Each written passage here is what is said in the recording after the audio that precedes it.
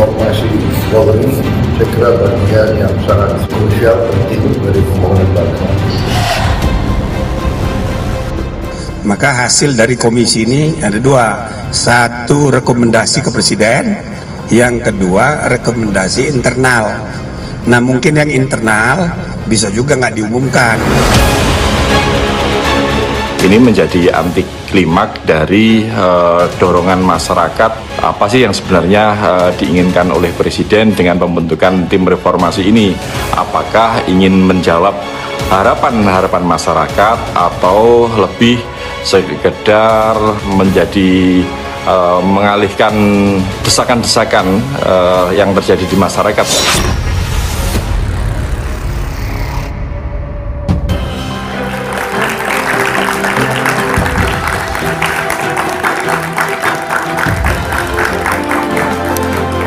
Selamat malam. Presiden Prabowo Subianto akhirnya membentuk Komisi Percepatan Reformasi Polri. Meskipun dinilai sedikit terlambat, tapi publik masih menggantungkan harapan pada semangat reformasi di internal kepolisian.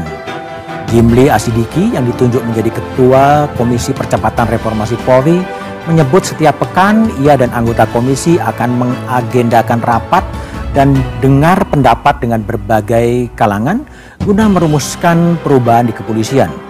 Tak mau dinilai saling tumpang tindih, Jimli memastikan bahwa tim reformasi bentukan Kapolri sebelumnya juga akan dilibatkan dalam pembahasan dan agenda Komisi Percepatan Reformasi Polri bentukan Istana. Lalu bagaimana hasil akhir tim bentukan Istana ini? Apakah reformasi Polri akan sesuai ekspektasi dan bisa mengembalikan kepercayaan publik? Inilah satu meja The Forum menguji taji Komisi Percepatan Reformasi Polri.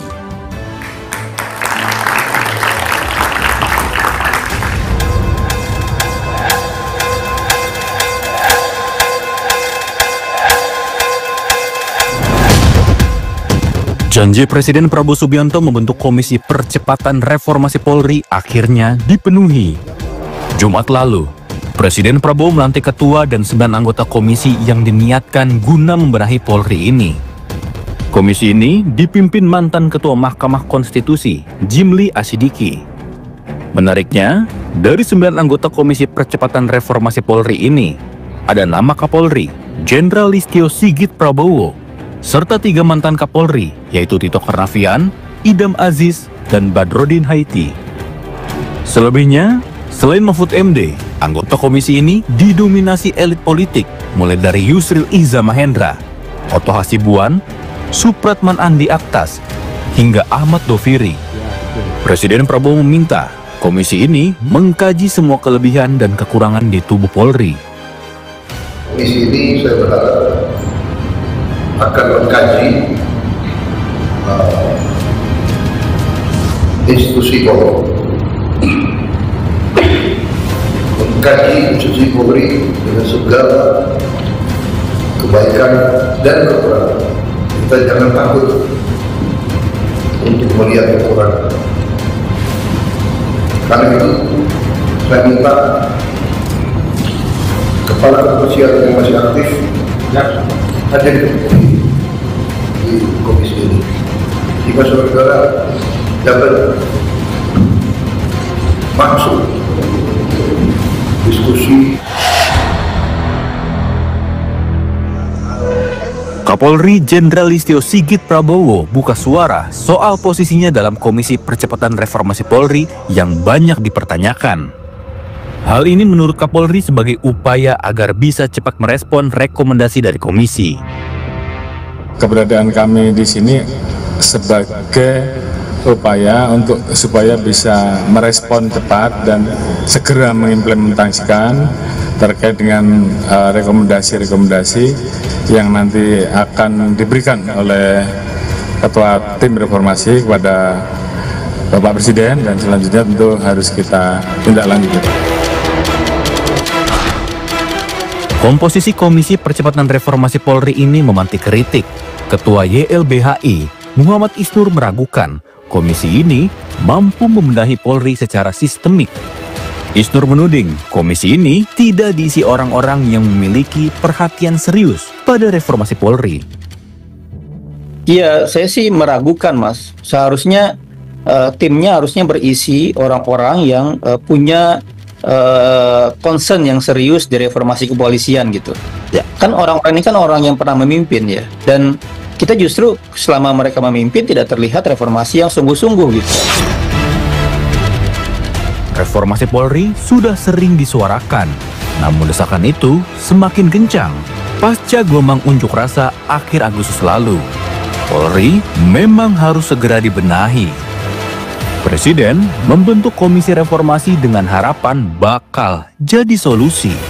Namun, komisi ini harus terus diawasi. Jangan sampai hanya sekedar menjadi gimmick demi menjawab tuntutan dan kritik publik.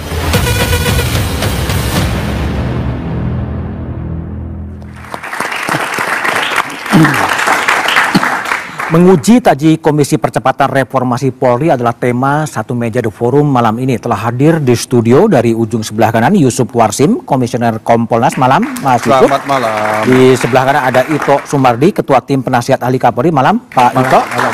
Ada Andi Wijayanto, Penasihat Senior Lab 45. Malam, Mas Andi. Malam. Dan ada Usman Hamid, Direktur Eksekutif Amnesty International Indonesia. Malam, Usman. Usman, saya tanya terlebih dahulu, ini agak 2 bulan ya setelah perhara Agustus, Komisi Percepatan kemudian dibuat gitu. Ya. Apakah ini bisa jadi solusi sebetulnya? Bisa, kalau memang agendanya tepat sasaran. Misalnya begini, kalau kita lihat secara struktural, problemnya paling tidak ada 3 masalah di kepolisian itu. Tapi sangat tergantung pada lanskap sosial, ekonomi, dan politik. Oke. Yang pertama, itu terkait dengan instrumentalisasi politik kepolisian. Yang kedua, itu terkait dengan komersialisasi layanan kepolisian secara ekonomi. Dan yang ketiga, militerisasi kultural di dalam kepolisian. Nah, kalau yang pertama ini berhubungan dengan peran presiden dan berhubungan dengan kebijakan pemerintah beserta dengan DPR. Sudah berkali-kali di masa yang lalu, posisi kepolisian itu seringkali cenderung dipolitisasi oleh elit politiknya, oleh presiden, oleh partai-partai politik gitu. Jadi kalau tidak ada perubahan di tingkat kepresidenan, di tingkat pemerintah dan juga DPR, tidak akan ada perubahan. Nah, yang kedua terkait dengan komersialisasi, ini kan kepolisian juga memiliki kewenangan-kewenangan sampai ke pemberian izin tambang batu bara dan seterusnya. Nah, ini menciptakan semacam kesetiaan ganda antara kepolisian kepada negara, kepada rakyatnya dalam melindungi dan melayani, dan kepada para pemilik modal misalnya. Sehingga di dalam praktiknya, di dalam masyarakat, seringkali polisi dianggap cenderung membela kepentingan pengusaha daripada kepentingan masyarakat. Dan yang ketiga, yang terakhir saya kira soal budaya kekerasan, budaya militeristik yang ada di dalam kepolisian. Nah, ketiga hal itu memerlukan respon yang komprehensif. Kalau komite reformasi ini bisa memecahkan masalah itu, bisa ada perubahan. Tapi kalau masalahnya hanya pada fokus pada internal kepolisian, saya kira nggak akan ada perubahan. Akan ada perubahan. Oke, baik. Mas Yusuf, ada juga kritik ya. 10 anggota ini semuanya adalah pejabat dan mantan pejabat. Nggak ada unsur civil society di sana. Gimana Anda respon sebagai Kompolnas? Ya, tentu kita juga harus melihatnya secara objektif. Prof. Mahfud itu saya kira sosok tokoh yang punya hubungan dekat dengan kelompok masyarakat sipil yang begitu dalam. Jadi saya yakin bahwa suara-suara masyarakat sipil nantinya ada di Prof. Mahfud. Artinya memang tidak perlu dilibatkan? Ya, kita yakin Prof. Mahfud mampu. Karena kita berpengalaman pada masa Kompolnas periode lalu bersama Prof. Mahfud, beliau cukup dipercayalah bahwa kelompok masyarakat sipil itu memandang sosok Prof. Mahfud ini mengedepankan integritas sehingga... Bahkan tidak ada perempuan juga? Nah, perempuan ini sudah kita usulkan dari Kompolnas agar ada representasi perempuan. Kami mendapatkan informasi akan ditambah. Akan ditambah. Jadi agak mendadak-mendadak gitu ya? Iya. Ini kita respon memang kok ini tidak ada perempuan. Nah, tapi begini, persoalannya sebenarnya Komisi Reformasi ini kan sangat dituntut kedalamannya apa yang diharapkan oleh Mas Usman tadi. Maka 3 hal yang perlu, meskipun ini ada semacam pesimisme terhadap sosok-sosok yang ada di tubuh Komisi Percepatan Reformasi ini. Yang pertama, sejauh mana bekerja melihat secara faktual. Yang kedua, bekerja melihat bagaimana persepsi publik terhadap kepolisian selama ini. Dan yang ketiga, bekerja dan melihat sehingga melahirkan satu rekomendasi berbasis kepada aktual yang sedang dibicarakan, yang sedang benar-benar didesakkan, yang sebenarnya yang diharapkan. Ini menentukan apakah nanti akan benar-benar dari sosok yang sudah dipercaya presiden ini melahirkan satu rekomendasi yang benar-benar dalam mengatasi problem kepolisian sehingga terjadi perubahan. Itu yang ingin saya maksudkan. Baik, Mas Andi, kalau Mas Andi lihat ya sebagai scholar gitu, ketiadaan unsur masyarakat sipil itu akan mempengaruhi kredibilitas dari komisi nggak sih sebenarnya? Semuanya pejabat dan Kapolri berada di situ semua gitu. Ya, di satu sisi ya kredibilitasnya kemudian akan dipertanyakan dengan melihat masukan-masukan yang ada. Tapi moga-moga ini bisa ditutup dengan interaksi yang bertingkat ya antara komisi ini dengan elemen masyarakat sipil, dengan elemen dari akademisi dan seterusnya. Kalau berkaca ke pengalaman reformasi di 97-98 yang kemudian menghasilkan Undang-Undang Polri, Undang-Undang Pertahanan Negara, Undang-Undang TNI dan kemudian Undang-Undang Intelijen, komisi seperti ini tidak dibentuk.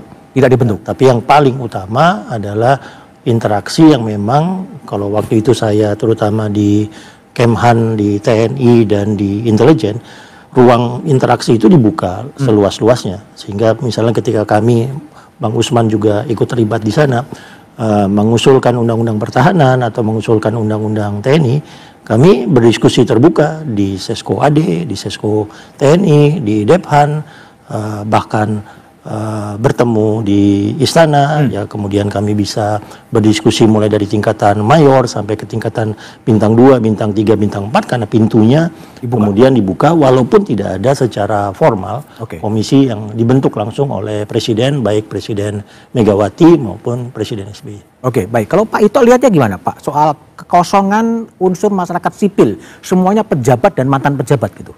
Iya, yang pertama Mas Budiman, ini kan keputusan dari Bapak Presiden ya tentunya untuk penunjukan ini. Yang kedua, sejak terjadinya peristiwa bulan Agustus itu Pak Kapolri langsung mengambil inisiatif ya sesuai dengan tuntutan masyarakat dengan membentuk tim reformasi Polri yang internal 52 orang yang mewakili masing-masing fungsi dalam struktur kepolisian. Kemudian kita juga melibatkan penasihat ahli Kapolri yang dimana dari 32 orang 29 itu adalah para pakar di bidangnya dan orang sipil. Kemudian kita juga mengundang, kemudian Mas Usman juga waktu itu diundang masyarakat sipil, koalisi sipil untuk memberikan masukan sehingga masukan itulah yang dibuat dalam konsep reformasi Polri, yaitu akselerasi transformasinya, perubahannya. Memang kita harus akui bahwa yang disampaikan itu tadi memang betul, orang mengatakan tidak ada masyarakat sipil, tapi menurut saya pelibatan itu bisa juga langsung, bisa tidak langsung. Apalagi sekarang Prof. Jimli kan orang bukan polisi ya. Beliau sudah mengatakan bahwa dalam setiap pembahasan dari Komite Reformasi ini akan mengundang masyarakat sipil. Mungkin itu pelibatan tidak langsung yang bisa memberikan masukan kepada Komite Reformasi. Dan mengapa Kapolri di sana dan mantan Kapolri? Karena yang mau reformasi polisi, yang paling tahu kan adalah polisi. Bagaimana sejarahnya, bagaimana juga yang dialami kendala selama ini yang membuat beberapa perbuatan yang dilakukan oknum itu terjadi. Sehingga inilah yang mungkin menjadi pertimbangan mengapa harus ada Kapolri, mantan Kapolri, karena mantan Kapolri menyampaikan pengalamannya, yang Kapolri sekarang menyampaikan hal-hal yang mungkin dari hasil pengkajian itu diperoleh beberapa hal yang perlu dibenahi. Oke, baik. Apakah kemudian Komisi Reformasi ini akan bisa menjawab ekspektasi publik? Kita jawab setelah jeda berikut ini.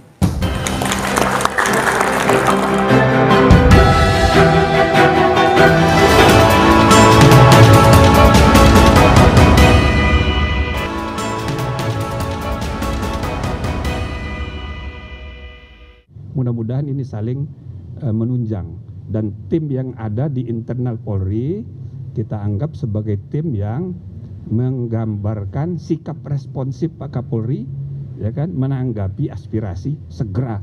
Nah, kalau yang tim internal mungkin perbaikan manajemen internal, tapi tim ini bisa saja ya memerlukan perubahan undang-undang.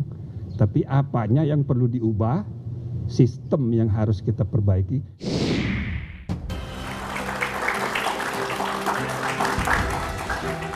Oke, itulah pernyataan dari Ketua Komisi Jimli Asidiki. Mas Andi, ini kan kalau dibaca ada semacam krisis sebetulnya terhadap kepercayaan pada publik.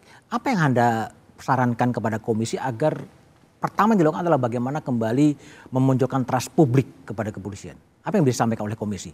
Kita bisa melakukan back tracing saja ya.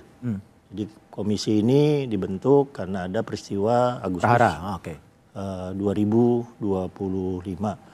Jadi di situ adalah titik awal patologinya. Yang sakit apa saat itu di organisasi Polri, sehingga saat itu kita punya satu ironi. Tempat yang paling tidak aman di Republik 25 sampai 30 Agustus adalah kantor polisi. Satu ironi yang belum pernah kejadian dalam sejarah Republik. Mundur ke pemilu 2024, memunculkan istilah partai coklat.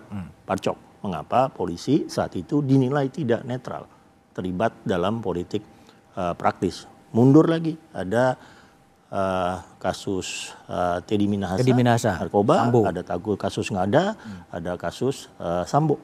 Ya, misalnya, kalau terus mundur sampai awal reformasi, maka ini adalah residu yang belum selesai tentang bagaimana kita memisahkan TNI Polri. Masih tadi Bang Usman mengatakan ada militerisasi dalam bentuk paramiliter Brimob. Misalnya kita punya satu kata yang terus-menerus diulang, tidak pernah selesai. Kata itu mau diapakan? Keamanan. Kemudian apakah digabung menjadi Hankamnek atau misalnya keamanan nasional? Kita selalu bertanya-tanya apakah masalah transparansi, akuntabilitas politik Polri itu sudah selesai. Di TNI ada Panglima, ada Menhan. Di BIN misalnya ada kepala BIN yang non pejabat karir, sehingga secara undang-undang misalnya Bang Usman bisa saja menjadi kepala BIN. Tapi secara undang-undang Bang Usman nggak bisa menjadi Kapolri. Ya, transparansi akuntabilitasnya belum ada, akuntabilitas politiknya dari Kapolri. Pernah diusulkan Menteri Kepolisian Nasional, pernah diusulkan Menteri Keamanan Nasional, dan seterusnya. Ini adalah momentum kita bisa menyelesaikan residu-residu dari reformasi 97-98 yang dulu diawali dengan pemisahan TNI Polri, TAP MPR, yang kemudian dilaksanakan oleh Ibu Megawati dengan misalnya melakukan pemisahan, Undang-Undang Polri, Undang-Undang Hanak, dan seterusnya. Kalau Usman lihat, apakah komisi ini bisa mengungkap sih apa yang dituduhkan oleh Presiden bahwa ada kudeta di balik perhara Agustus? Wah, kalau itu agak berat. Agak berat? Iya, kenapa? Karena dari latar belakang orang-orang yang ditunjuk justru orang-orang yang merupakan bagian dari establishment, dari pemerintah gitu kan sebenarnya. Kalaupun ada di luar pemerintah tapi mantan pejabat dalam pemerintah, mantan pejabat. Karena itu tidak mungkin bisa ke arah sana. Kecuali kalau Presiden membentuk tim gabungan pencari fakta. Itu pun masih perlu diuji mandatnya, komposisi komisionernya. Misalnya tadi Mas Andi bilang ini sebenarnya tim ini dibentuk untuk merespon Agustus. Seingat saya waktu pertemuan dengan Gerakan Nurani Bangsa, Gerakan Nurani Bangsa mengusulkan tim gabungan pencari fakta. Presiden menyatakan setuju. Tapi dari kantor Presiden justru mengusulkan Komite Reformasi Polri yang sebenarnya bukan usulan dari masyarakat sipil. Dan sekarang kelihatan anggotanya tidak ada masyarakat sipil. Nah, itu yang diragukan oleh koalisi masyarakat sipil akan membawa perubahan. Tapi sekali lagi kita akan lihat nih, apakah memang masalah-masalah utamanya akan tersentuh? Yang tadi disebut Mas Andi soal partai coklat misalnya, itu kan bagian dari masalah pertama yang saya sebut. Apa yang menurut Usman untuk memunculkan trust lagi yang bisa dilakukan oleh komisi dengan segala keterbatasannya? Misalnya ya, yang paling sederhana. Ini sekarang kita memasuki akhir tahun. Kepolisian buatlah laporan tahunan. Berapa sih selama ini yang ditangkap oleh polisi, yang ditahan, yang dibebaskan? Berapa sih misalnya peluru yang dikeluarkan, berapa yang dipertanggungjawabkan? Berapa spesifik soal perhara Agustus? Kasus, termasuk itu penangkapan penahanan. Sekarang ini kan angkanya saja masih simpang siur. Kabar Reskrim mengumumkan sekitar 990-an. Lalu dibebaskan sekitar 200-an gitu karena anak-anak kebanyakan. Tapi masih ada sekitar 600-an yang belum dibebaskan ketika itu diumumkan. Dan sampai sekarang belum jelas itu di mana saja, siapa saja, dan berapa anak yang masih tersisa misalnya itu. Itu laporan tahunan, itu hal yang sederhana yang juga dilakukan oleh Mahkamah Agung. Meskipun itu tidak menjamin ada perubahan besar. Nah, yang kedua adalah pelayanan-pelayanan kasus masyarakat, pengaduan-pengaduan pelaporan dari masyarakat gitu. Jangan sampai ada misalnya pungutan atau jangan sampai ada pemerasan, jangan sampai ada hal-hal yang selama ini menjadi semacam dasar masyarakat untuk mempersepsikan polisi secara negatif gitu. Nah di luar itu pengawasan kuncinya. Kan kepolisian punya kewenangan banyak ini. Kalau kewenangan tanpa pengawasan itu akan menimbulkan peluang untuk penyalahgunaan. Jadi pengawasannya harus diperkuat. Nggak boleh Kompolnas ada di dalam kepolisian lagi. Anggarannya juga nggak boleh dalam kepolisian. Kalau perlu dibuat undang-undang, Kompolnas ditambah kewenangannya misalnya seperti itu. Baik. Kalau Kompolnas melihat apa sih yang harus quick win yang dilakukan oleh komisi? Ini kan dengar pendapat, aktivis masih ditahan, apa yang terjadi per hari Agustus gak ketahuan. Kalau Kompolnas berharapnya seperti apa? Ya, tadi saya sudah menyampaikan, tentu kan guidance-nya sudah disampaikan oleh Prof. Jimli akan melahirkan rekomendasi dua. Rekomendasi internal dan rekomendasi kepada Presiden. Tentu harapannya rekomendasi yang internal itu levelnya pada middle dan mikro.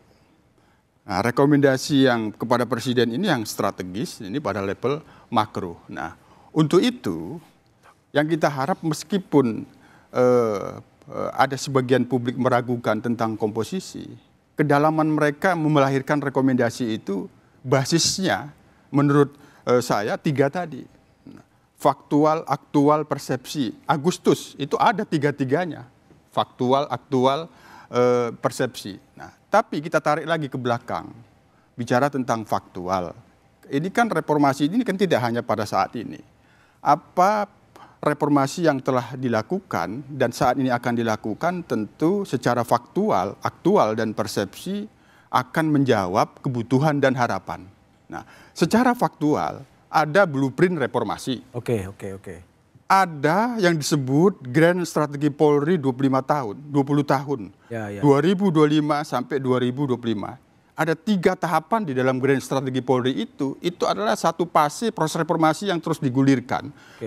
Dalam Grand Strategi Polri 2005-2025 itu 3 sasaran yang ingin dibangun. Tapi itu jalan nggak sih? Nah itu yang harus dilihat. Disitulah pentingnya para mantan Kapolri yang 3 orang ini untuk melihat Grand Strategi Polri 20 tahun yang lalu ini sudah berakhir 2025 ini, bagaimana trust buildingnya, bagaimana partnershipnya, bagaimana strive for excellence. Nah, kita lagi masuk kepada fakta-fakta dari 2008 hingga saat ini, Polri itu belum sepi adanya oknum-oknum yang melakukan pelanggaran dan itu dilakukan hingga saat ini selevel pimpinan bintang 2. Baik. Secara persepsi publik ini sangat penting. Meskipun tidak ada elemen-elemen masyarakat sipil, basis persepsi publik ini sangat kuat. Hasil survei apabila kita kumpulkan dan kita analisis, ada 3 bagaimana persepsi publik terhadap Polri. Yang pertama, bagaimana persepsi publik di dalam pelaksanaan tugas Harkantipmas. Bagaimana persepsi publik di dalam pelaksanaan tugas pelayanan. Baru yang ketiga, bagaimana persepsi publik terhadap tugas penegakan hukum oleh Polri. Setiap survei yang dilakukan harus diakui memang pada fungsi pemeliharaan keamanan dan ketertiban masyarakat, hasil survei itu memang publik puas. Tapi pada 2 tugas ini, apabila dikumpulkan hasil-hasil survei itu, cenderung dia stagnan dan turun. Ini adalah persepsi publik yang harus bisa dijawab oleh Komisi Reformasi. Rekomendasi apa untuk mengangkat kepercayaan publik terhadap pelayanan kepolisian dan penegakan hukum ini agar benar-benar sesuai yang dibutuhkan dan diharapkan masyarakat. Baik Pak Ito. Jadi kalau Pak Ito sebagai penasihat ahli Kapolri, ini kan kalau saya membaca ya, problemnya kan soal bagaimana secepatnya memulihkan kepercayaan publik gitu. Nah kalau Pak Ito mau komite ini gimana ya memulihkan dengan cepat ya kepercayaan publik itu, apa yang harus dikerjakan? Apakah menunggu nanti rekomendasi, ada undang-undang kepolisian yang belum tahu kapan akan dibahas sebetulnya itu juga? Ya, yang pertama tentunya kan dengan dijadikannya Kapolri sebagai salah satu anggota. Oh itu malah menjadi keunggulan? Itu kan beliau sudah mengkaji secara mendalam fakta-fakta yang Pak Andi tadi sampaikan. Karena kebetulan saya terlibat sebagai penasihat ahli. Yang dikatakan Mbak Yusuf betul, yang dikatakan Pak Usman semua sudah. Kita kaji membuat satu konsep. Nah konsep ini yang sudah kita jadi dalam bentuk buku yang sederhana yaitu do and don't. Itu seperti kalau di PBB, pasukan PBB kan apa yang boleh dilakukan, apa yang tidak. Nah, 4 aspek yang kemudian dibahas secara khusus. Pertama, penampilan. Banyak pandangan masyarakat bahwa gaya hidup anggota Polri itu hedonistik. Nah, ini semua dilarang anggota Polri termasuk keluarganya. Yang kedua adalah di bidang pelayanan. Sekarang pelayanan nggak boleh namanya pungli dan lain sebagainya. Kemudian yang ketiga adalah bidang penegakan hukum. Banyak sekali ketidakpastian hukum yang diperoleh untuk masyarakat. Nah, ini dilakukan dengan kontrol melalui Biro Wasidik. Dan yang keempat ini adalah penanganan unjuk rasa yang sekarang dikatakan pelayanan terhadap unjuk rasa. Ini kita melibatkan juga teman-teman di penasihat ahli yang berasal dari Komnas HAM juga, Pak. Sehingga mudah-mudahan konsep yang sudah dibuat Pak Kapolri ini kan tentunya kita kalau masyarakat masih melihat ini apakah sudah memenuhi tuntutan masyarakat, tidak. Nah, di dalam komite reformasi inilah kita berharap hal-hal yang belum tercakup mendapatkan masukan dari anggota komite reformasi termasuk dari mantan-mantan Kapolri. Nah, sekarang kalau ngukurnya masih berhasil atau tidak, sekarang tadi pada saat saya rapat pagi itu sudah sentimen negatif itu kita sudah menurun, ya. Kemudian sentimen yang positifnya dari masyarakat meningkat. Hal-hal yang menyangkut kontroversi itu sudah jauh menurun. Nah, ini dari Bu Rustika ya, Rustika Herlambang. Beliau memang ahlinya. Nah, saya kira mungkin sekarang kita tinggal menunggu, ya, katakan tadi Pak Usman, Kompolnas ini mungkin kalau menurut saya perlu di bawah undang-undang sehingga bukan hanya bisa memberikan rekomendasi tapi juga bisa mempunyai satu kewenangan ya, yang mutlak di dalam undang-undang. Kemudian juga yang kedua adalah bagaimana sekarang yang Pak Kapolri bilang polisinya mau tidak berubah, supaya mau sistem pengawasannya diperketat. Satu lagi harus ada namanya penerapan sanksi secara konsekuen. Kalau cuma mengawasi tidak ada sanksi, saya kira percuma. Nah, inilah nanti dalam akselerasi transformasi Polri, sistem pengawasan dan sanksi ini itu harus betul-betul menjadi satu sistem yang bisa berjalan secara efektif. Sentimen negatif sudah makin kecil, sentimen positif sudah makin besar. Itu adalah penjelasan dari penasihat ahli Kapolri. Tapi persoalannya adalah terus mau buat apa Komisi Percepatan Reformasi ini? Kita jawab setelah jeda berikut ini.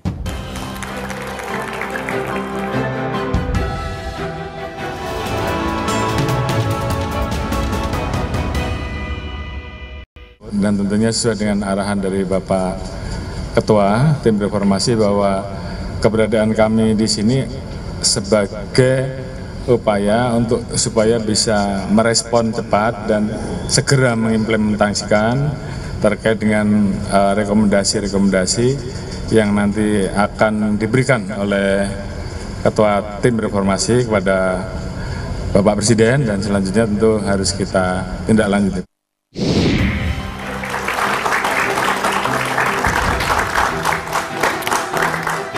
Tadi adalah pernyataan dari Kapolri Jenderal Polisi Listio Sigit Prabowo. Usman, awalnya kan akan dibentuk namanya komite. Ya. Kemudian sekarang berubah menjadi Komisi Percepatan Reformasi Polri. Ya. Yang dipercepat apanya? Mungkin karena 2 bulan telat itu. Tapi menurut saya ini reformasi jangan cepat-cepat. Jangan cepat-cepat Jangan cepat-cepat. Harus tepat-tepat. Harus tepat-tepat. Harus tepat. Gitu. Yang pertama, tadi Pak Jimli sebenarnya menyebut satu hal yang bisa dikembangkan, yaitu perubahan undang-undang. Misalnya paradigma kepolisian. Kan sekarang ini kepolisian itu disebut sebagai kepolisian negara Republik Indonesia. Republik Indonesia. Mungkin ke depan perlu diproyeksikan sebagai kepolisian nasional Republik Indonesia. Apa bedanya? Bedanya, kalau kepolisian negara dia seolah hanya melayani dan melindungi negara, institusi-institusi di dalamnya. Padahal filosofi pepolisian di seluruh dunia melayani dan melindungi rakyatnya. Nah, rakyat itu di dalam komponen nasional itu ada. Itu yang pertama, yang paradigmatik. Tapi itu memang mensyaratkan amandemen konstitusi, karena di dalam konstitusi istilah itu bermula gitu. Di dalam undang-undang juga, di sana juga ada. Nah, yang kedua sebenarnya dalam konteks pengawasan. Saya setuju dengan Pak Ito soal pemberian sanksi. Pemberian sanksi itu yang seharusnya dibuka ke publik.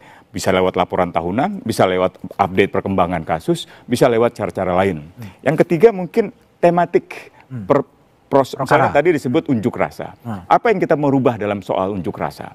Tadi Mas Andi sebut soal misalnya BRIMOB atau satuan-satuan paramiliter gitu. Ketika demonstrasi itu baru dimulai, katakanlah demonstrasi itu terlihat dilakukan oleh BEM misalnya gitu. Nggak perlu ada Rantis, nggak perlu ada misalnya BRIMOB gitu. Karena itu akan memberi kesan bahwa pendekatan kepolisian sifatnya represif, bukan humanis lagi. Jadi andalkan saja misalnya negosiator-negosiator di dalam kepolisian, terutama di Baintelkam. Baintelkam itu kan misalnya punya semacam personil sumber daya yang bisa membangun komunikasi dengan kelompok-kelompok masyarakat sipil, termasuk mahasiswa, untuk katakanlah mengidentifikasi mana kelompok-kelompok mahasiswa dan pelajar, mana kelompok-kelompok yang mau demonstrasi dengan cara rusuh.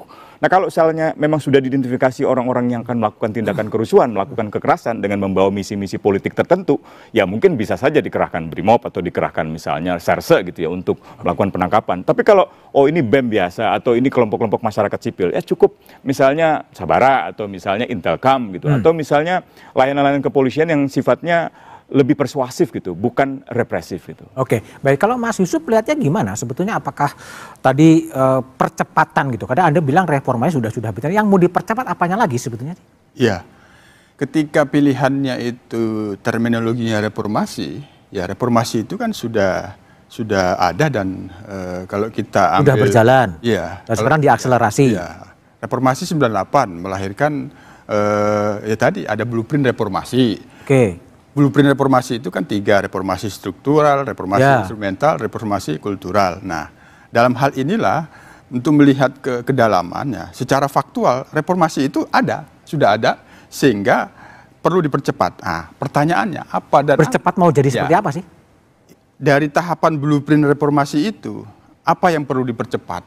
Nah, secara faktual, secara aktual, secara persepsi, sesungguhnya kalau kita dalam perspektif sebagai pengawas itu ada pada reformasi kultural yang itu mengalami stagnan dan pelambatan. Nah, kita sederhanakan kultur kepolisian yang melindungi, melayani, mengayomi itu mengalami stagnan, sehingga yang tampak adalah polisi yang tampil menjadi tadi militer, sehingga reformasi kultur ini diperlukan di dalamnya adalah demilitarisasi.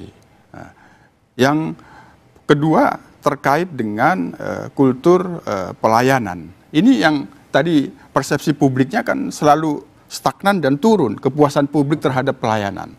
Baru yang ketiga kultur penegakan hukum yang profesional, yang berintegritas. Kita lihat lagi persepsi publik. Nah, ini kalau kita tuangkan di dalam fakta-fakta, keluhan-keluhan masyarakat ke Kompolnas itu paling dominan adalah mengeluhkan terkait dengan kinerja dan profesionalisme penegakan hukum. Jadi itu yang harus dipercepat. Nah, harus dipercepat pijakannya karena pilihannya adalah terminologi reformasi Polri itu sudah ada. Oke, baik. Andi, kalau Anda lihat nih, ini ada kecenderungan ya. Ada krisis bentuk tim. Krisis bentuk tim. Tapi ya begitu terus polanya kan, setelah itu hanya buying time aja, kemudian tidak pernah ada perubahan apa-apa juga sebenarnya. Apa yang salah? Ya itulah Indonesia. Indonesia ya? Doktrin 101%. Kita nunggu bom meledak dulu, baru bergerak. Bergerak? Kita nunggu sesuatu yang kolaps dulu, baru perbaikan. Perbaikan. Ya. Kalau diperbaiki?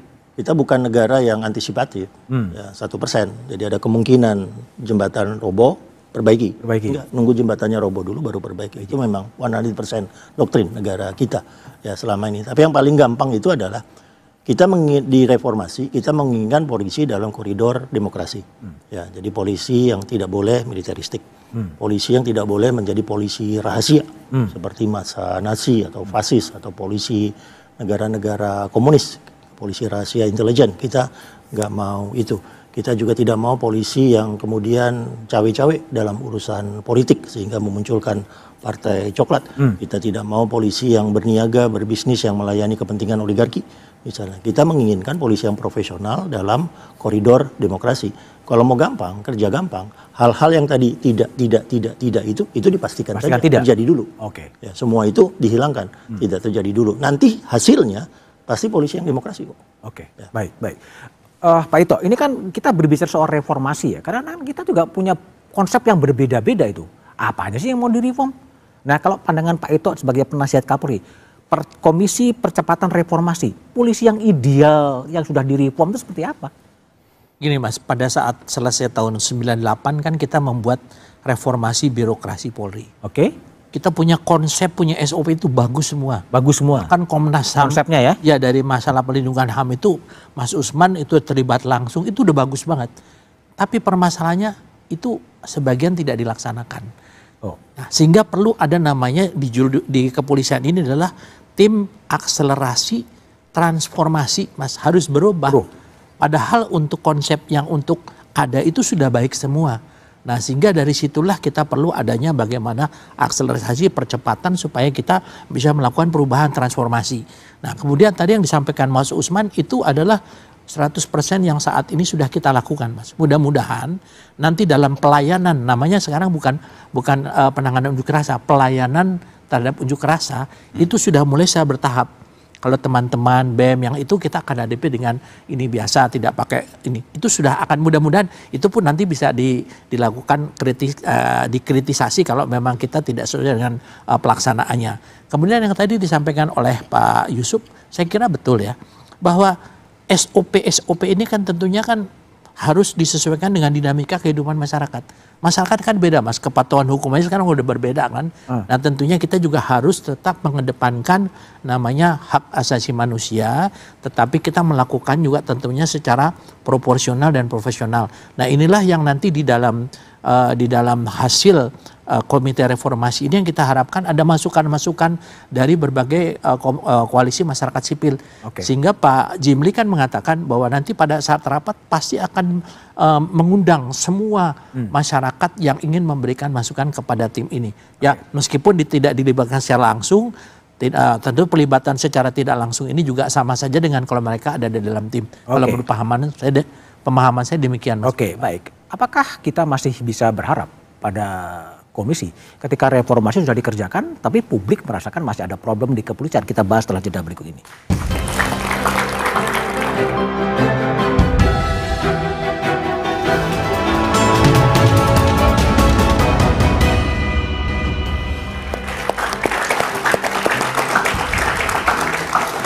Masih bersama saya Budiman Tanrujo di satu meja The Forum. Usman Hamid, kalau lihat komposisi ini kan banyak sekali bintang-bintang di komisi reformasi. Yeah. Profesor-profesor semua. Itu nggak terjadi perang bintang ya nanti? Bisa. Kan kalau kita lihat reputasi dari masing-masing itu punya rekam jejak yang berbeda-beda gitu ya. Tapi juga secara umum merupakan bagian dari orang-orang pemerintahan. Itu yang memunculkan keraguan apakah akan ada dobrakan. Yang diperlukan itu kan sebenarnya dobrakan, perubahan. Tapi dobrakan perubahan itu nggak akan mungkin muncul dari dalam. Dia perlu dari luar. Dari luar dari mana? Dari masyarakat sipil. Oke. Itu yang perlu dilibatkan. Nggak cukup misalnya, diundang nanti itu. Saya kira nggak akan cukup gitu. Artinya perlu ditambah itu? Ya seharusnya. Tadi Pak Yusuf kan bilang anggota dari perwakilan perempuan akan ditambahkan. Kalau misalnya memang masih mungkin ditambahkan, sebaiknya itulah dimanfaatkan. Kelompok-kelompok masyarakat yang bisa merasakan langsung, yang selama ini mendampingi korban-korban, harus didengar. Saya kira harus dilibatkan. Nah yang kedua, cakupan reformasinya. Kalau cakupan reformasinya hanya soal kepolisian saja, nggak akan bisa selesai nih. Dia harus masuk ke level sosial, ekonomi, dan politik gitu ya. Yang kemarin terjadi itu kan masyarakat marah karena kesulitan-kesulitan ekonomi. Lalu pemerintah menjawab dengan kebijakan-kebijakan yang makin menyulitkan masyarakat. Lalu polisi yang disuruh mengurus itu. Lalu seolah-olah polisi saja yang salah. Padahal salahnya di kebijakan pemerintah. Di kebijakan DPR gitu. Nah itu yang harus direformasi. Kalau hanya kepolisian saja nggak mungkin. Nah yang kedua di tingkat kelembagaan. Bukan hanya polisi tapi juga tentara misalnya. Nggak boleh ada lagi pelibatan militer dalam unjuk rasa. Kemarin misalnya BAIS, beberapa anggota BAIS kan ditangkap, anggota TNI lainnya juga ditangkap, lalu dilepaskan gitu kan. Alasannya tugas apa? Nggak bisa, TNI ngurus unjuk rasa tuh nggak bisa. Apalagi dalam keadaan damai, tidak ada dalam pemberlakuan keadaan darurat di sini gitu. Nah jadi reformasi semacam itu diperlukan. Itu yang kemarin kita butuhkan tim gabungan pencari fakta. Supaya para keluarga korban yang sekarang totalnya menjadi 12 orang, itu bisa mendapatkan keadilan. Termasuk mereka yang pernah ditangkap. Jumlahnya tinggi loh, 6.000 lebih gitu. Yang ditahan 600 lebih misalnya gitu. Jadi adalah keinginan untuk menerima aspirasi masyarakat itu dengan membentuk tim gabungan pencari fakta. Baik, gitu. Mas Andi, apakah sekarang usulan Usman soal tim gabungan pencari fakta Pragar Agustus masih relevan kah? Itu akan sangat relevan kalau kita kemudian diagnosanya, patologinya adalah ini yang sakit bukan hanya institusi kepolisian, tapi yang sakit Indonesia. ditandai dengan misalnya kita mengalami regresi democratic backslidingnya terjadi. Jadi ada faktor eksogen di luar kepolisian yang mempengaruhi sehingga institusi kepolisian dianggap mengalami pelemahan-pelemahan yang signifikan, yang puncaknya adalah Agustus 2025 kemarin. Kalau ini yang dijadikan diagnosa awal, maka ini masalah struktural sistemik, masalah culture, masalah budaya yang tidak akan selesai dengan hanya ngutak-ngatik institusi kepolisian. Nah, baru setelah itu kita berangkat ke variabel-variabel endogennya.